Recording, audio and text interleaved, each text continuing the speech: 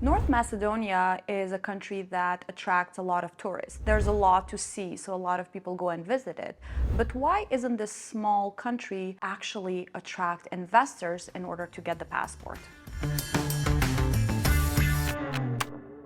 Hi, my name is Sadife. I am a senior strategy associate here at Nomad Capitalist, and today we're going to be discussing North Macedonia. Now, North Macedonia is actually a very beautiful country in Eastern Europe, and it gets frequently visited by a lot of tourists, but it is not that common for people to actually invest in order to obtain the passport. That doesn't mean that there's necessarily something wrong with the country, although their citizenship by investment route is not really that regulated, and there's not an established process, which makes people kind of hesitant when considering this country. So to apply for the North Macedonian citizenship by investment, you actually have two routes. The first one is investing 200,000 euros in a private investment fund, and this would be 200,000 for a single applicant. The second option is a 400,000 euro direct investment per adult applicant in facilities, but this cannot be like hospitality or shopping.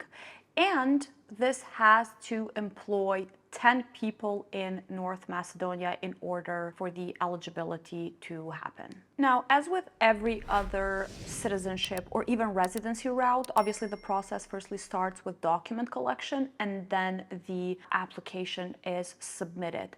Keep in mind that besides the initial investment, there are additional fees that you have to keep in mind, such as like legal fees, government fees, there might be due diligence, documentation fees, and so on. The whole timeline actually is not really, again, properly regulated. So you can never be sure how long this whole process it will take, but by no means it is a fast-tracked process, which I think might be one of the biggest reasons why people do not actually proceed with it. I think another reason is that for the same amount of money, you can maybe opt for a different passport in like the Caribbean countries and you get similar travel privileges. North Macedonia has actually a very good passport. You can pretty much go to a lot of countries without a visa.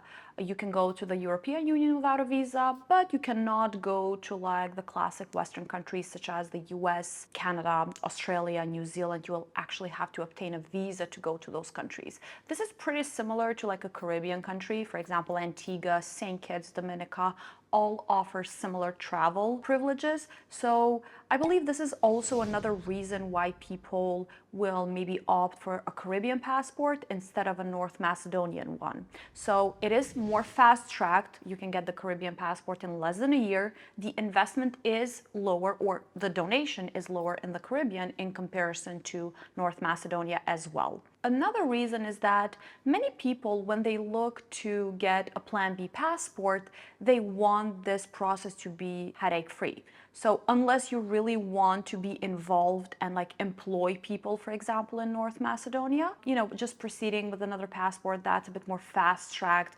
might be a more simple route to go for. Although, if you are a person who wants to invest instead of donating and you want to get some sort of return of investment, aside from the passport, this might be actually the right option for you because you can invest, you can employ people, and this is obviously different from like what a Caribbean country will require, which is a donation. The citizenship by investment program in North Macedonia is actually subject to change. It is not really regulated right now. So if you want to be kept up to date with any changes that might happen, not only in North Macedonia, but other countries as well, feel free to check out our YouTube channel for other videos, but our website as well at nomadcapitalist.com.